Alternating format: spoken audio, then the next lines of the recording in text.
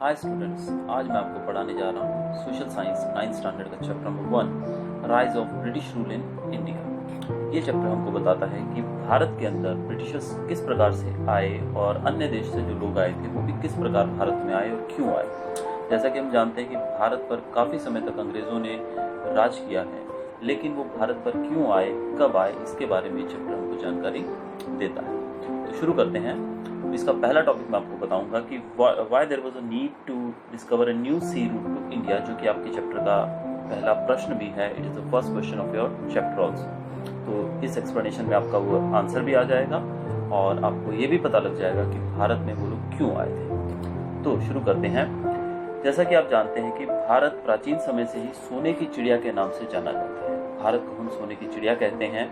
इसका मतलब कि भारत काफ़ी ही समृद्ध और काफ़ी ही एक समृद्ध देश था उस समय, और भारत से काफ़ी सारी चीज़ों का निर्यात किया जाता था, एक्सपोर्ट किया जाता था यूरोपियन कंट्रीज़ के अंदर, जिनमें ज़्यादातर हम बात करते हैं सिल्क और मसलिन, जिसको हम मखमल का कपड़ा कहते हैं। इसके अलावा इंडिगो और काफ़ी तरह के स्पाइसेस भी भारत से विदेशों में यानी कि यूरोपियन कंट्रीज़ में भेजे जाते थे। लेकिन ये सब किया जाता था ज़मीन और सी रूट दोनों के माध्यम से। लेकिन कॉन्स्टेंटिनोपल नामक एक जगह, जिसको आज हम इस्तांबुल के नाम से जानते हैं, जिसको पहले कॉन्स्टेंटिनोपल कहा जाता था, जो कि तुर्की में आती है, उस जगह के द्वारा ये पहले किया जाता था। लेकिन एक समय पर वहाँ पर तुर्किश मुस्लिम्स का रूल आ गया, और जब तुर्किश मुस्लिम्स का वहाँ पर रूल आ गया, उसके बाद उन्होंने इस रास्ते का उपयोग करना बंद कर दिया यूरोपियंस के लिए, यानी कि ट्रेड के लिए, जो व्यापार के लिए उस रास्ते का यूज होता था, उसको बंद किया गया।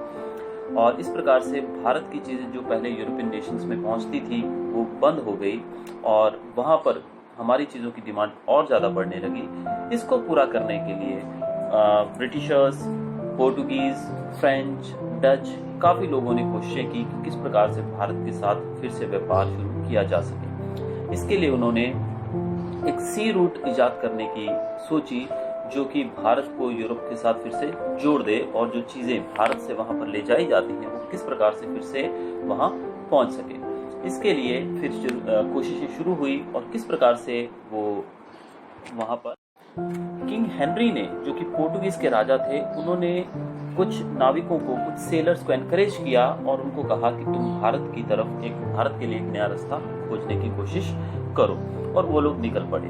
और इसी कोशिश में सबसे पहले आप लोग जैसे इस चैप्टर में जानते हैं कि बार्थोलोमेव डियाज नामक एक नाविक थे, जिन्होंने पहली बार वहाँ से खोज की केप ऑफ गुड होप की, जो कि आपके बुक के पहले पेज पर मैप के अंदर भी नीचे बताया गया है, केप ऑफ गुड होप, जो कि साउथ अफ्रीका में आता है। तो बार्थोलोमेव डियाज ने केप ऑफ गुड होप की खोज की।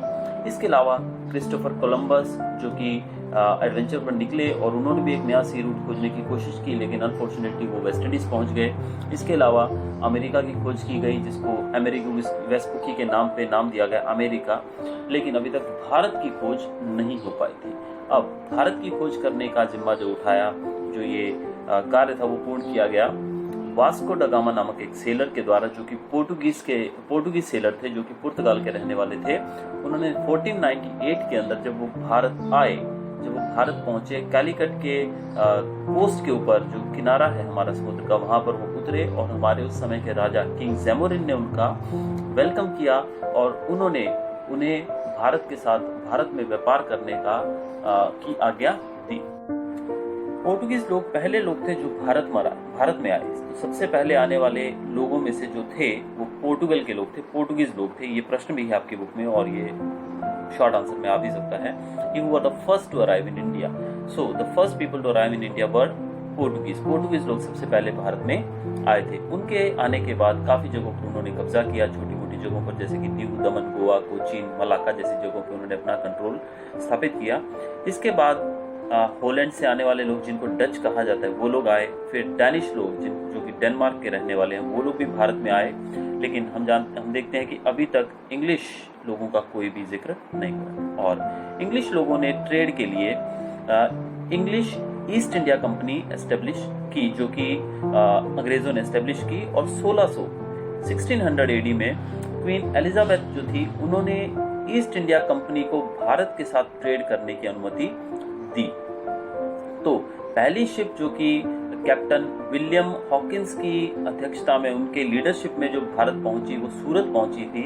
उसके जो लीडर थे वो थे सर विलियम हॉकिंस, जो कि सूरत पहुंचे। और उन्होंने आने के बाद जो पोर्टुगीज लोग थे उनको कड़ी टक्कर दी, और इस प्रकार धीरे धीरे पोर्टुगीज लोगों का दबदबा भारत से कम होता गया। और ब्रिटिश ईस्ट इंडिया कंपनी जो थी वो मुगल एम्परर जहांगीर के साथ मिलकर उन्होंने भारत में पहली बार अपना सूरत में एक ट्रेड सेंटर एस्टेब्लिश किया, और धीरे धीरे उन्होंने अपने ट्रेड सेंटर सूरत, भरूच और अहमदाबाद जैसी जगहों पर भी लगा लिया।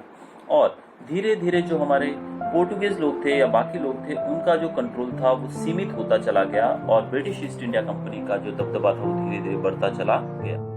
फ्रेंच ईस्ट इंडिया कंपनी जो थी वो भारत 1668 एडी में आई, और उनके आने के साथ ही ब्रिटिश लोगों का एक और कॉम्पिटिटर आ खड़ा हुआ। अब ब्रिटिशर्स और फ्रेंच लोगों के बीच में निरंतर युद्ध होने लगे कंट्रोल के लिए कि कौन से एरिया पर कौन कंट्रोल करेगा और किस प्रकार से वो अपने ट्रेड को बढ़ाएंगे। और इसी बीच जो उनके बीच में युद्ध हुए, उनमें फ्रेंच ईस्ट इंडिया कंपनी पूरी तरह से हारी, जिस कारण से उनका जो दबदबा था, उनका जो कंट्रोल था, वो सिमट कर दीव, दमन और गोवा तक रह गया पोर्टुगीज लोगों का।